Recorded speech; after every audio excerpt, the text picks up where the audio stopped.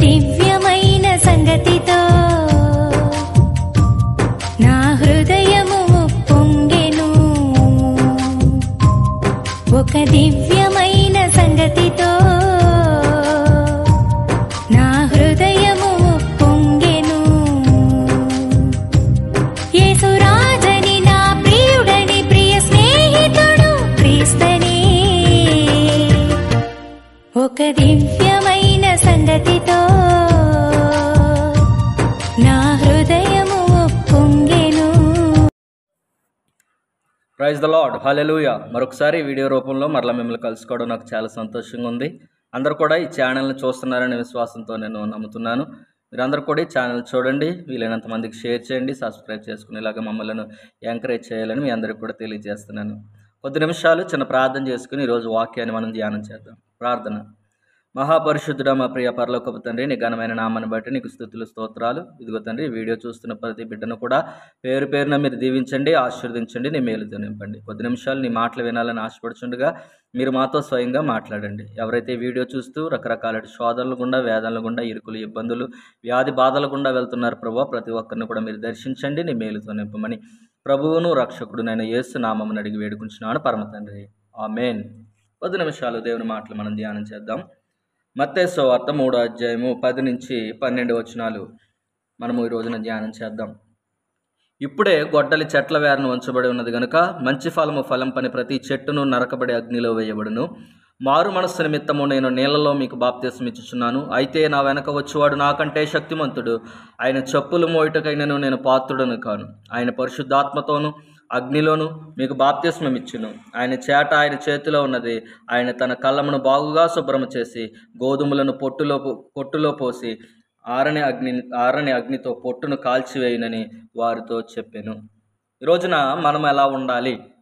ఇక్కడ 3 రకాలైనటువంటి మాటల సందర్భాన్ని ఇక్కడ బాప్తిస్మం ఇచ్చి యోహాను మాట్లాడుతున్నాడు. ఒకటి ఫలించే చెట్టు, ఫలించని చెట్టు. మనం ఫలించే చెట్టుగా ఉండాలా, ఫలించని చెట్టుగా ఉండాలా? ఎవరు ఫలిస్తారు అంటే కీర్తన గ్రంథం 1వ అధ్యాయం 3వ వచనం ప్రకారము దివారాత్రములు దాన్ని ధ్యానించుచు దేవుని వాక్యాన్ని మనం ధ్యానిస్తూ అతడు నీటి కాలువల వారున నాటబడినదై ఆకువాడక తన కాలమందు ఫలమిచ్చు చెట్టు వలె ఉంటాడు. ఎవడైతే దేవుని పరిశుద్ధ లేఖనాలు ధ్యానిస్తూ ఉంటాడో వాడు ఫలిస్తూ ఉంటాడు. అదేవిధంగా యోహాను సువార్త 15వ అధ్యాయం 4వ వచనంతో క్రీస్తుతో అంటు కట్టబడిన వారు ఫలిస్తారు. యోహాను సువార్త 15వ అధ్యాయం 4వ వచనం ప్రకారం ఎవరు ఫలిస్తారండి? క్రీస్తుతో అంటు కట్టబడిన వారు ఫలిస్తారు. యోహాను సువార్త 15వ అధ్యాయం 8వ వచనం ప్రకారము ఇదిగో ఎవరు ఫలిస్తారంటే ఆయన క్రీస్తులో అంటు కట్టబడిన వారు ఫలిస్తారు. అలా ఫలించడం ద్వారా మనము దేవుణ్ణి మహిమపరచబడుతుంటాడు, మన దేవుడు మహిమపరచబడుతూ ఉంటాడు. అదేవిధంగా 5వ అధ్యాయము గలతీ పత్రిక 5వ అధ్యాయం 22వ వచనంలో ఆత్మఫలాలు ఫలించాలి. కనుక మనము ఫలించే చెట్టుగా మనం ఉండాలి. అయితే అక్కడ ఫలించని చెట్టు కూడా ఉంది. ఫలించని చెట్టుకు కలిగే ప్రతిఫలం ఏంటంటే ఆయన ఫలించని చెట్టును అగ్నిలో పాడేస్తాడండి. నాలో ఫలింపని ప్రతి తీగను నేను తీసివేసి అగ్నిలో పాడేస్తానని చెప్పేసి దేవుడు చెప్తున్నాడు. కాబట్టి మనము దేవుని ఎవరైతే ఫలించారో వాళ్ళ దేవుని యొక్క శాపానికి లోనవుతారు. త్రోవ పక్కన ఉన్నటువంటి మత్తయి సువార్త 21వ అధ్యాయంలో త్రోవ పక్కన నాటబడినటువంటి అంజూరపు చెట్టు దేవుని చేత శపించబడింది. కారణం ఏంటంటే దానిలో ఫలింపు లేదు. కనుక ఈరోజున మనము ఫలించే వృక్షంలాగా మనం ఉండాలి. అదేవిధంగా ఇర్మియా గ్రంథం 2వ అధ్యాయం 21వ వచనంలో అంటాడు, ఇదిగో నేను మంచి ద్రాక్షవల్లిగా నేను నాటాను. అయితే నువ్వేం చేసావు? నువ్వు కారు ద్రాక్షలు కాసావు. ఇర్మియా గ్రంథం 2వ అధ్యాయం 21వ వచనం చదువుదామా? ఒకసారి ఆ మాట చదువుదాం. అక్కడ అంటాడు, నేను నీకు మంచిగా నేను చూసుకున్నాను, శ్రేష్టమైన ద్రాక్షవల్లి వంటి దానిగా నేను నిన్ను నాటి తిని, కేవలము నిక్కమైన విత్తనము వలని చెట్టు వంటి దానిగా నిన్ను నాటి తిని, జాతిహీనపు ద్రాక్షవల్లి వల్లే నీవెట్లు భ్రష్ట సంతానమైతివి. దేవుడు మనల్ని ఎలా నాటాడంటే జాతిహీన ఫలాలు ఫలించడం కోసం నాటలేదు, శ్రేష్టమైన విత్తనాలుగా నాటాడు. శ్రేష్టమైనటువంటి విత్తనాలుగా మనం నాటినప్పుడు మనం ఎలాంటి ఫలాన్ని ఇవ్వాలి? శ్రేష్టమైన ఫలాలే ఇవ్వాలి దేవుని కోసం. కానీ జాతిహీనపు కాయలు కాస్తున్నాం. కనుక ఫలించని ప్రతి చెట్టును కూడా దేవుడు అగ్నిలో వేస్తాడంట. రెండవది 2 రకాల బాప్తిస్మాల గురించి మాట్లాడుతున్నాడు. మరలా 2 రకాల బాప్తిస్మాలు ఏంటి? నీటి బాప్తిస్మమా, అగ్ని బాప్తిస్మమా? నీటి బాప్తిస్మం పొందిన వారికి అగ్ని బాప్తిస్మం ఉండదు. నీటి బాప్తిస్మం ఎవడైతే పొందడో వాడికి అగ్ని బాప్తిస్మం అనేది ఖచ్చితంగా ఉంటుంది. కనుక నూతన జన్మలోనికి మనం ప్రవేశించడము నీటి బాప్తిస్మం అంటే 3వ అధ్యాయం యోహాను సువార్త 3వ వచనం అంటాడు, ఒకడు నీటి మూలముగాను ఆత్మ మూలముగాను మరలా జన్మిస్తేనే తప్ప వాడు పరలోక రాజ్యానికి వెళ్ళడు. కనుక మనకు నీటి బాప్తిస్మం అవసరము. నీటి బాప్తిస్మం అవసరం లేదనుకున్న వాళ్ళు ఉన్నారు కదా, వాళ్ళకి అగ్ని బాప్తిస్మం ఉంటుంది. అంటే నరకంలో ఉంటారు వాళ్ళు, నరకంలో అగ్ని బాప్తిస్మానికి వారు గురవుతుంటారు. కాబట్టి నీటి బాప్తిస్మం కావాలా, అగ్ని బాప్తిస్మం కావాలా? ఇక్కడ అగ్ని బాప్తిస్మం అంటే ఇంకొక రకంగా దైవజనులు, గొప్పవారు, పెద్దవారు, మేధావులైన దైవజనులు ఏం చెప్తారంటే అది పరిశుద్ధాత్మ అగ్నితో కూడిన బాప్తిస్మం కూడా అయి ఉండొచ్చు. అంటే నేను దీన్ని అంత దేవుడు చెప్పేంత విధానం కాదు, కానీ అది 2 రకాల బాప్తిస్మాలు ఉన్నాయి. అగ్ని బాప్తిస్మం అంటే నరకాన్ని కూడా మనం అర్థం చేసుకోవాలి, నరకమని కూడా మనం అర్థం చేసుకోవాలి. రెండవది అగ్ని బాప్తిస్మం అంటే పరిశుద్ధాత్మ అగ్నిలో బాప్తిస్మం పొందడము అనేది కూడా మనం అర్థం చేసుకోవాలి.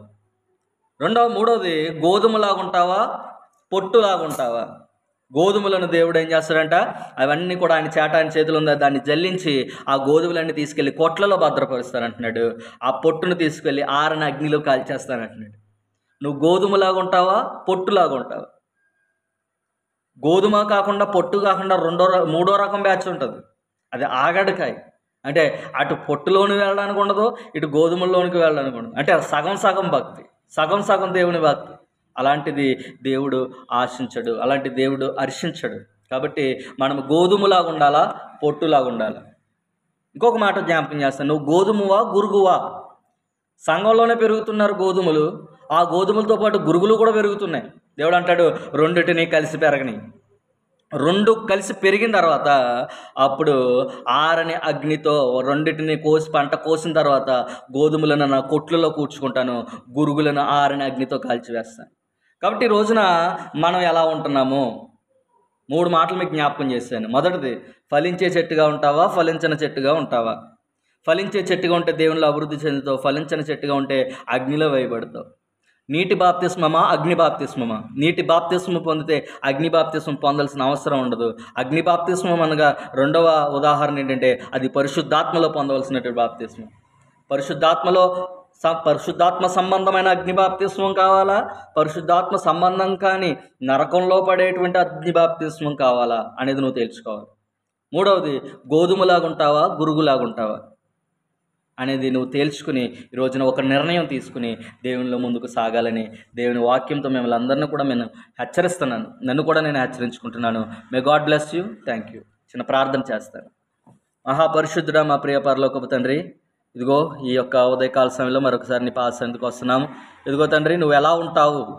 గోధుమలా ఉంటావా, గురుగులాగా ఉంటావా?